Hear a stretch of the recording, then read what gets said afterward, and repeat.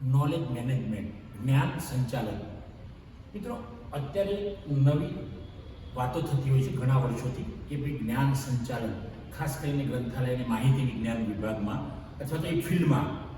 પણ હકીકતમાં જ્ઞાન સંચાલન એ કંઈ અત્યારે જ થાય છે એવું નથી. સદીઓ પહેલાં, વર્ષો પહેલાં, યુગો પહેલાં પણ જ્ઞાન સંચાલન થતું હતું, પણ આપણને ખબર નહોતી.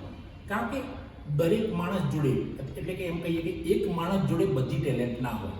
કોઈ એક વ્યક્તિને સારું કોમ્પ્યુટર આવડતું હોય તો બીજી વ્યક્તિને સારું બોલતા આવડતું હોય, તો ત્રીજી વ્યક્તિને કંઈક લખતા આવડતું હોય. એક પેન્ટર હોય તો એક મૂર્તિકાર હોય. તો આ લાઇબ્રેરીના સંદર્ભમાં આપણે વાત કરીશું નોલેજ મેનેજમેન્ટ અથવા તો જ્ઞાન સંચાલન, એટલે જ્ઞાનના જુદા જુદા પ્રકાર. આપણે અગાઉના વિડીયોમાં આના સંદર્ભમાં વાત કરી, પણ સામાન્ય વાત કરીશું કે ભાઈ સામાન્ય જ્ઞાન, વૈજ્ઞાનિક જ્ઞાન, પ્રાયોગિક જ્ઞાન, મૂર્ત જ્ઞાન, અમૂર્ત જ્ઞાન. તો આવા જ્ઞાનના જુદા જુદા પ્રકારો છે. તો એનાથી પણ વિશેષ પ્રકારો છે. છેલ્લે આપણે કહીએ આત્મજ્ઞાન, વિઝડમ જેને કહીશું. તો આવા જ્ઞાનના પ્રકારો છે. પણ જે વ્યક્તિ જોડે ખાસ પ્રકારનું જ્ઞાન છે, એનું શેરિંગ થશે, એની આપલે થશે, વહેંચણી થશે, તો બીજી જે વ્યક્તિ અનનોન છે એ જ્ઞાનથી અથવા તો એ માહિતીથી, તો એ વ્યક્તિને ખબર પડશે અને એ સરસ ચાલશે. ફોર એક્ઝામ્પલ, આપણે ગ્રંથાલયના સંદર્ભમાં વાત કરીશું કે એક મારી સામે જ એક વિદ્યાર્થી બેઠો છે, ધ્રુવ છાયા. તો ધ્રુવ છાયાને આઈટીની અંદર ખૂબ માસ્ટરી છે, કમ્પ્યુટરમાં પણ માસ્ટરી છે, એઆઈમાં પણ એક સારું એવું એનું નોલેજ છે. એવો જ એનો એક મિત્ર બીજો અમારા ક્લાસનો વિદ્યાર્થી નિલય ગોહેલ, તો એ પણ સરસ આઈટી એઆઈમાં જાણે છે. હવે એ બેની ત્યાં જ ટેલેન્ટ છે. હવે એમને આપણે કહીશું કે ભાઈ લાઇબ્રેરીનું સંચાલન કરવાનું છે તમારે, તો કદાચ એમને ઓછું ફાવશે, પણ જે સંચાલનનું જેને જ્ઞાન હોય એ એકબીજાને મળીને ચર્ચા કરશે. તો મિત્રો, આ સામાન્ય અર્થમાં કહીએ કે જે એક જણાની સ્કિલ છે બીજાને વહેંચશે અથવા તો બીજાને એની સમજ આપશે. ફોર એક્ઝામ્પલ, ધ્રુવની જોડે એઆઈનું જ્ઞાન છે, આઈટીનું જ્ઞાન છે, તો એ જેને નથી આવડતું, સમજીશું કે આપણે અંજલિ હોય, અંજલિ બોયા હોય, અથવા તો ગાયત્રી હોય, અથવા તો નિશા હોય, તો એમને સમજાવશે. અને નિશા એમને જે જ્ઞાન હશે, ધારો કે ભાઈ લાઇબ્રેરીની અંદર પુસ્તકો કેવી રીતે સરસ ગોઠવવા, લાઇબ્રેરીની અંદર કેટલોગિંગ કેવી રીતે સરસ રીતે કરવું, તો પેલી બહેનોને આવડે છે, તો એ ધ્રુવને બતાવશે, ધ્રુવ એમને આઈટીની વાત કરશે. આવી કોઈ પણ પ્રકારની ટેલેન્ટની વહેંચણી કરવી, સૂઝ, પોતાની વ્યક્તિની પોતાની અંદરની સૂઝ, પોતાનું જ્ઞાન જે હોય એ જ્ઞાન બીજાને વહેંચવું અને એને પાસેથી કંઈક લેવું, એને સામાન્ય અર્થમાં આપણે કહીએ જ્ઞાન સંચાલન, નોલેજ મેનેજમેન્ટ. મિત્રો, ભૂતકાળમાં પણ ખેડૂતો પણ આ જ્ઞાન સંચાલનનો ઉપયોગ કરતા હતા કે એક ખેડૂતને પાકની કેવી રીતે એની ખીલવણી કરવી એ આવડે છે, તો બીજા ખેડૂતને કે ભાઈ પાકની લણણી કેવી રીતે કરવી અથવા તો પાકમાં વધુ પાક કેવી રીતે લઈ શકાય, તો આ બધું થતું હતું. જૂના સમયમાં સાટા પદ્ધતિ પણ હતી કે અમુક વસ્તુના સાટામાં બીજી વસ્તુ આવશે, એમાં કેટલી કિંમત છે અગત્યની નહોતી. ટેલેન્ટની પણ ભૂતકાળમાં એકબીજાની ટેલેન્ટ અથવા તો સૂઝ લેતા હતા. એટલે તો આપણે જોઈએ કે મોચી તો જોડા બનાવે છે, તો લુહાર તો જે લોખંડના અથવા તો બીજા બધા વસ્તુના સાધનો બનાવે છે, અરસપરસ આપલે થતી હતી. એ જ રીતે સોની હોય, દરજી હોય, દરજી કાપડ સીવતો હતો, કપડાં બનાવતો હતો, સોની તો સોના ચાંદીના.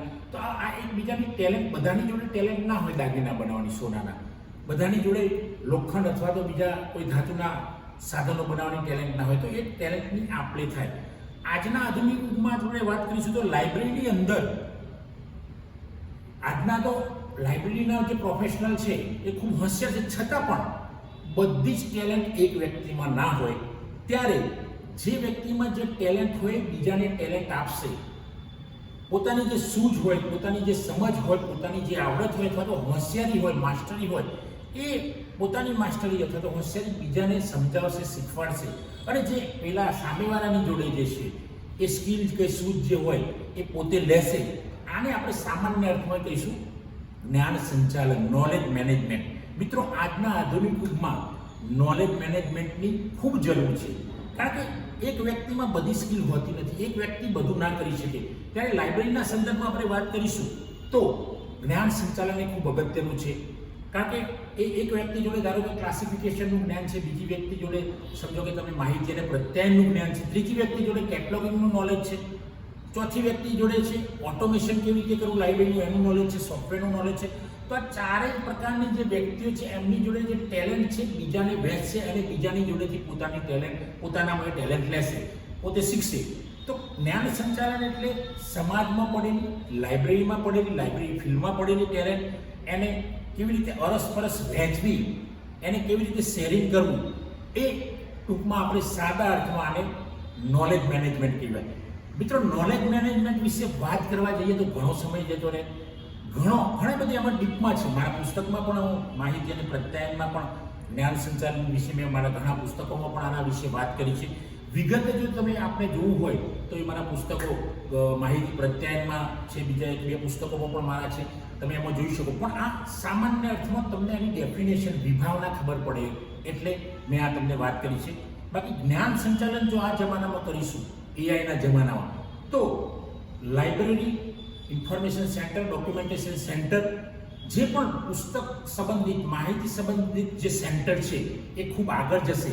અને જો એ આગળ જશે એટલે માહિતી અને જ્ઞાનનો પ્રચાર પ્રસાર વ્યવસ્થિત રીતે થશે તો આપણા દેશનો પણ વિકાસ થશે, સમાજનો વિકાસ થશે અને આ વિકાસ દુનિયા કક્ષાએ દેખાશે. જે આજે દેખાઈ રહ્યો છે, આજનો જે આપણો દેશનો વિકાસ જે ખરેખર જ્ઞાન સંચાલનના કારણે થયો છે, નોલેજ મેનેજમેન્ટના કારણે થયો છે. તો મિત્રો, આપણે આપણી જોડે જે ટેલેન્ટ છે એ બીજાને આપીશું, એને છુપાઈશું નહીં. બીજાની ટેલેન્ટ આપણે લઈશું, બીજાની આવડતનો આપણે ઉપયોગ કરીશું, આપણી આવડત એને આપીશું, એને ઉપયોગ કરાવીશું, તો વિકાસ પથ મજબૂત બનશે, જબરજસ્ત મજબૂત બનશે. લાઇબ્રેરીમાં તો આ જ્ઞાન સંચાલનનો ઉપયોગ થાય જ છે, નોલેજ મેનેજમેન્ટનો લાઇબ્રેરી ફિલ્ડમાં, બીજા ઘણા બધા ફિલ્ડમાં થાય છે. પણ આ જે ફિલ્ડની અત્યારે હું સ્પેશિયલ વાત કરી રહ્યો છું. મિત્રો, આના વિશે ડીપમાં ક્યારેક વાત કરીશું, પણ આ ખાલી એની ડેફિનેશન હું તમને બાંધી છે.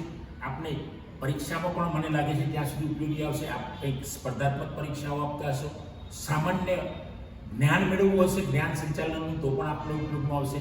તો આ મારો વિડીયો સારો લાગે તો મિત્રો એને શેર કરજો, લાઈક કરજો અને કોમેન્ટ કરજો. થેન્ક યુ દોસ્તો. જય હિન્દ, જય ભારત.